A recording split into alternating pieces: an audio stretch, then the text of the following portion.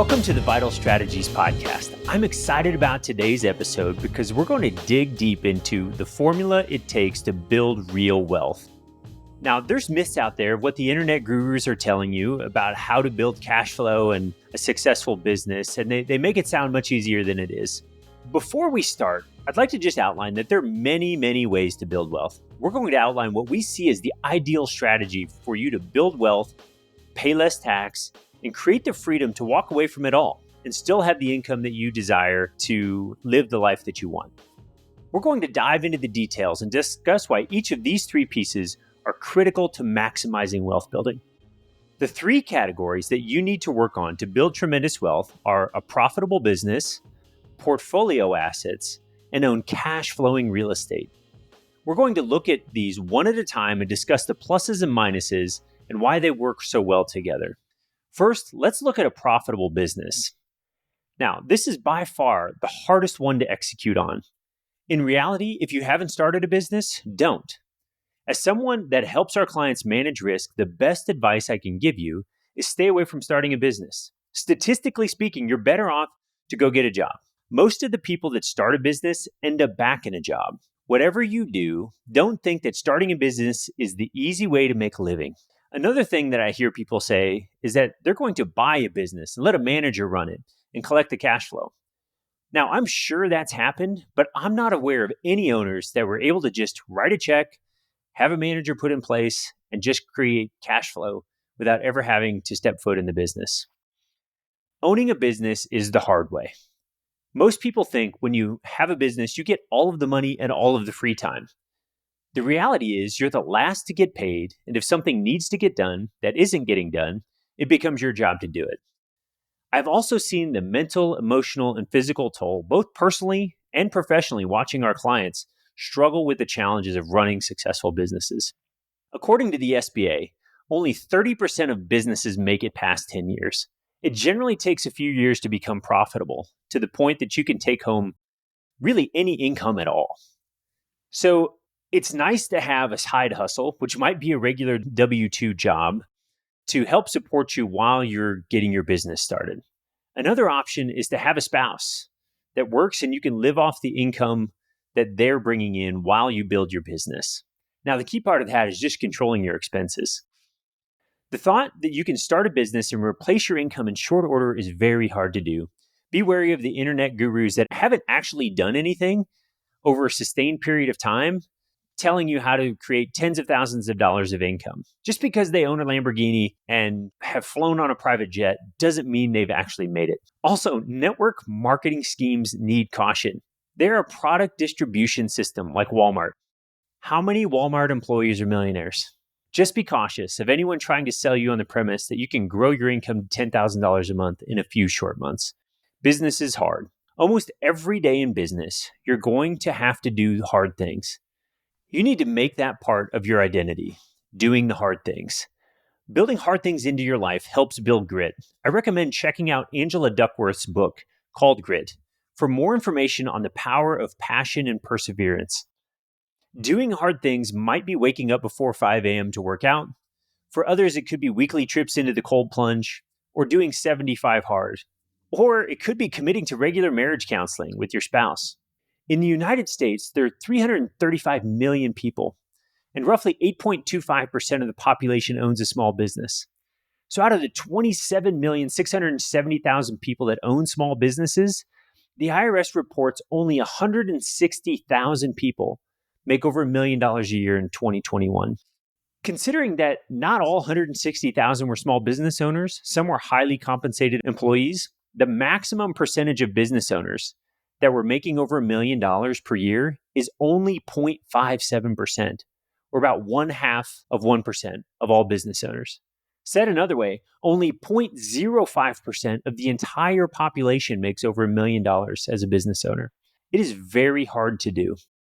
Now, if you're still listening and you own your own business or want to start one, you've probably known since you were a kid that you were an entrepreneur. You were looking for opportunities to make money and do it on your terms by bringing value to the marketplace. Again, just because you have this desire or wiring to run a business doesn't mean it's going to work out. The failure rate in business is high.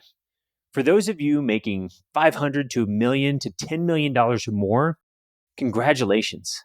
You've put yourself in exclusive company.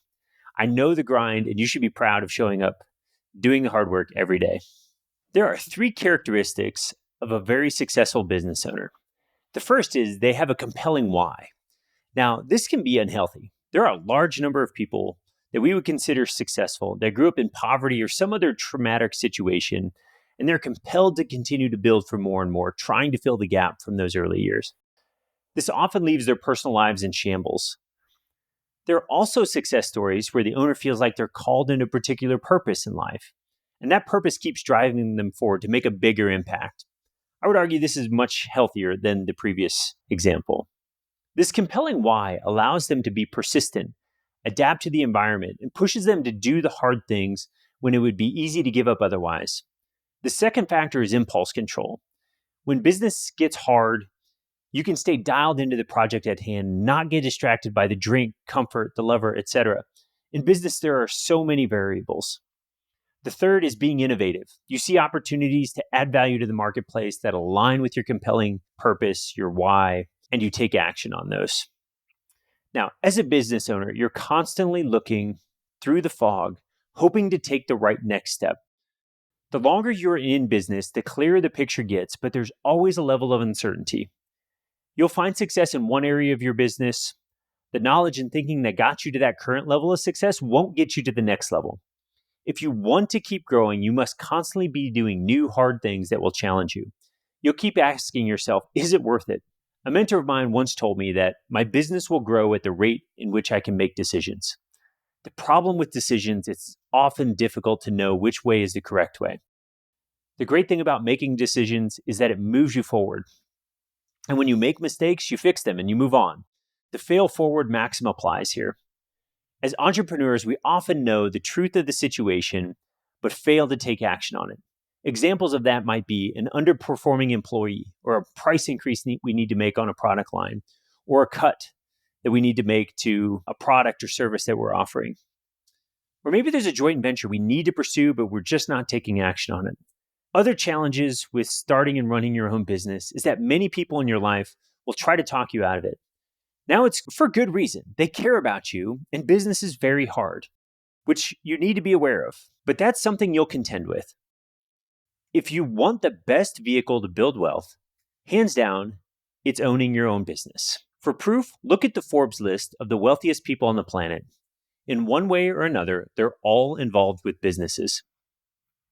Building a business is the best way to leverage your time and energy to grow your wealth. The real reason that owning a business accelerates wealth building is because if you're making $1 million a year, we find that the cash flow breaks down like this for most entrepreneurs. You spend about $30,000 a month on lifestyle, $30,000 a month gets invested, and $30,000 a month goes to taxes. When we look at that $30,000 a month that gets invested in either the markets, real estate, or to acquire other businesses, it can rapidly accelerate your wealth building.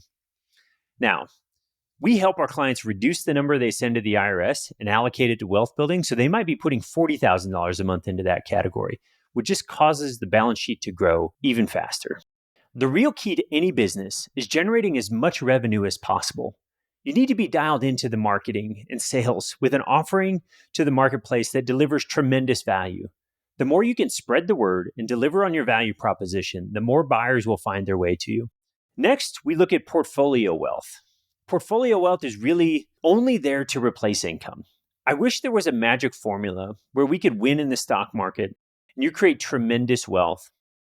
If that were possible, you would look at the Forbes list and you'd see a long list of people that made their money strictly through efficiently and effectively trading stocks. You only have to be right in your picks over 51% of the time to amass enormous wealth in the markets. When we comb through the Forbes list, we come across Warren Buffett as the only one that's amassed a fortune that doesn't include a separate business. Now, I would also argue that Buffett has migrated from investor into business owner with the different business units inside of Berkshire Hathaway. When we couple that with how hard it is for private equity managers to outperform indexes like the S&P 500 over a long period of time, these are some of the best stock pickers on the planet. And when we think about the average investor picking their own stocks and outperforming the market, it is an unlikely scenario that they'll be able to do it for an extended period of time. Now, when we're in the middle of a full bull market and the day traders come out of the woodwork with their strategies to beat the market, most get wiped out when the markets turn down and effectively zero maintain their success long term. With that in mind, you should build a portfolio designed for long-term growth to manage the risk. The thing with portfolio wealth is it's best at truly passive income replacement. It's the only asset class that you can sit on the beach anywhere in the world and collect checks. You don't have to worry about staff quitting, a key contract canceling, or a recession that hurts your business or affects your rental income. Now, I love real estate. We own over $150 million of investment property, but it's not a passive investment. When you have a management company, you have to manage the management company and make decisions on the direction of the property. With the right investment portfolio allocation and proper advice, you can know with a high degree of certainty that those checks will keep coming in regardless of what's happening in the world. The reason we like portfolio assets isn't because of the huge growth we can get. It's because of the truly passive nature of the income. We think a good rule of thumb to strive for is to build liquid assets in portfolio wealth equal to 1 year of income before you start putting money into illiquid assets like real estate and other business opportunities. Now, this does not include our cash liquidity that we have as a margin of safety. We have an entire episode that will talk about the value of protecting liquidity. So if you have an income of $500,000, you want to have $500,000 liquid in an investment portfolio before you start investing in assets like real estate. That leads us to our next asset class. And I am biased on the benefits of owning real estate. I started my life as an entrepreneur by starting a real estate investment business. I had a full ride to law school. I was late for my very first class buying a piece of real estate. Needless to say, my law career was short-lived. At the encouragement of my wife, I went to the admissions office and let them know that I was pursuing a career in real estate investment. They let me know that if it didn't work out, I could come back next year with my scholarship still in place. That was a nice safety net, but I never became a lawyer. We were fortunate because the real estate market was really hot in the Twin Cities, and we were able to make money buying property with owner financing, flipping some deals, and put a little bit of cash in our pocket through that process. It started with single-family homes, and then after about 20 houses, we started moving into small multifamily properties. Now, we sold a lot of those properties and tied up some large multifamily projects in Texas. In the meantime, I recruited my wife, Julie, into the business. This is when things really took off. She has a master's degree in hospital administration, had run an oncology unit, was currently working for a medical device company. When I convinced her we would make a great team, we had figured out that she had been home about 40 days in 6 months. Her travel schedule for work was crazy. Julie had operational skills, and I was good at finding the deal, analyzing it, and raising the money. Now, we had a 300-unit multifamily project in Texas under contract. We had the financing, the management skills to manage it, and the willingness to grind. We just needed someone with the down payment. We found a partner to help us finance the deals. He had a large real estate operation and didn't have any multifamily in the portfolio.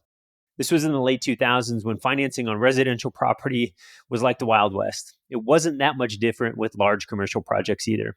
We had 92 to 95% financing available and quickly grew the multifamily portfolio to 1,500 apartment units. The debt was non-recourse and we were making a ton of money. Texas was in the late 2000s doing really well. I remember buying gas at $4 a gallon and oil prices were booming when the rest of the economy was struggling. The problem was our partner owned a bunch of commercial and industrial properties across the United States, and it was all cross-collateralized with our multifamily projects. When his projects began to fail, the bank looked at these performing assets and these non-performing assets, and we got a call one day that the lender was taking over all of our property. After the initial shock wore off, the good news was we had enough money to survive for a while. The bad news was we had to completely reinvent ourselves. Our partner had a mutual partner that owned some senior housing projects that were on the brink of foreclosure, and they were on the third management company.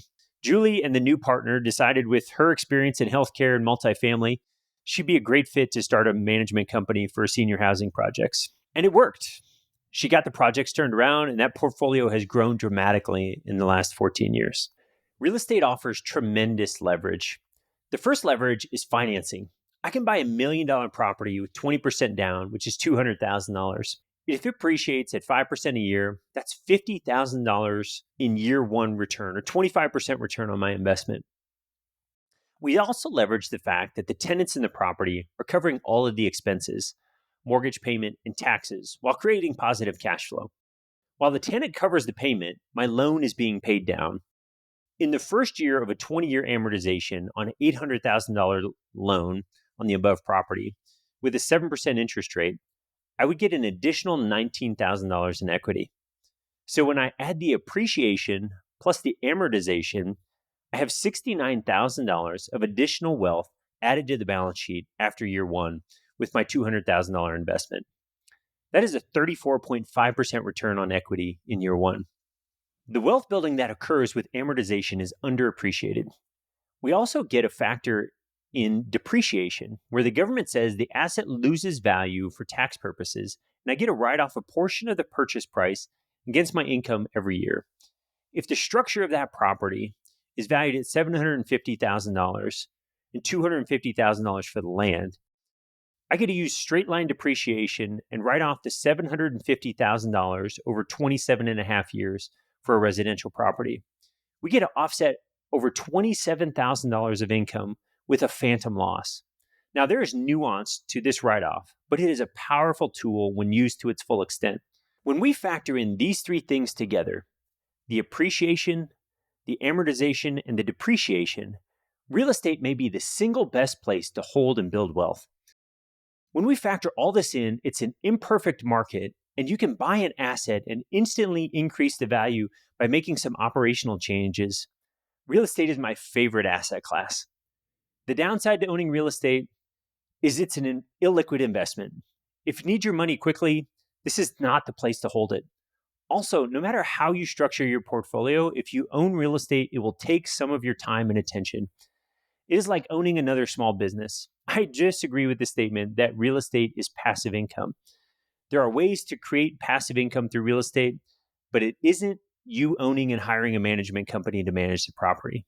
Now, we've covered the three areas that we think make the most sense to build wealth: a cash flowing business, portfolio assets that create truly passive income, and real estate that offers tremendous opportunities to hold and build wealth through the amortization, appreciation, and depreciation is the key to building tremendous wealth.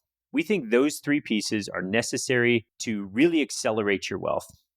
Now, if you're looking to build a team to help you navigate the challenges of business, paying less tax, and building more wealth, go to vitalstrategies.com/client to fill out a short survey, see if it makes sense for us to work together. We weren't taking on any new clients at the year end, but now we've got some openings in February and March, and we'd love to talk to you, see if it makes sense for us to work together. We'd love to help you pay less tax, build more wealth, so you can live a great life.